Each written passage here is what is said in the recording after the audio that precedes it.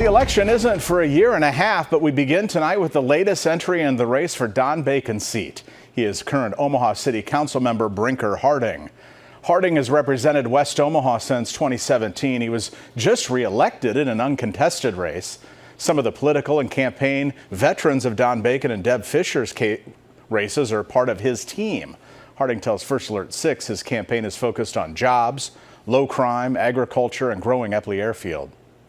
To make sure we're developing or investing in innovative technologies and innovative those industries related to that, such as AI, and also to make sure that we take care of UNMC and the great projects that they're doing.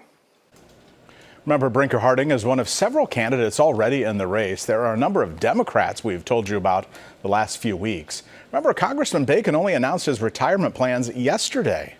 First Alert 6's Philip Catafimo takes a look at the bigger picture here to see which party has the advantage for the midterm election next year.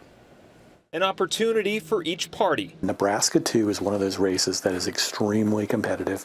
It has been for at least the last decade. With Don Bacon announcing his retirement that takes place in a year and a half, Congressional Seat District 2 is wide open for the first time since 2017. You've got an incumbent member of Congress who clearly was a very good candidate and was able to win re-election a number of times, retiring.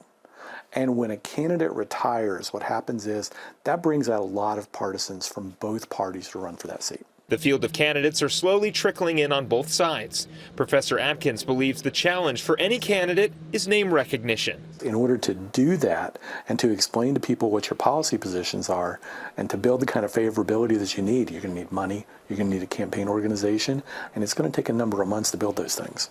At the presidential level, District 2 sometimes reveals the blue dot. However, colors start to change at the congressional level. Omaha tends to be blue. There are more Democratic voters than Republican voters.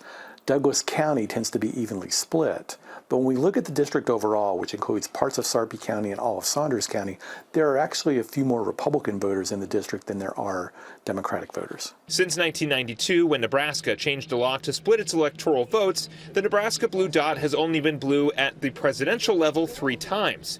Obama in 2008, Biden in 2020, and Harris in 2024. Each time, the Republican congressional candidate won. With a chance to flip the seat, the race could draw national attention in 2026. The fact that Harris and before her Biden won this congressional district is a signal to national level Democrats that this is potentially a district that they could win. But in order to win this district, they're going to have to move money from potentially other places in the country into this district and to be able to compete, because Republicans have done very well in this district, even though it's a very purple district. In Omaha, I'm Philip Catafimo, First Alert 6. And candidates can start filing official election paperwork January 5th.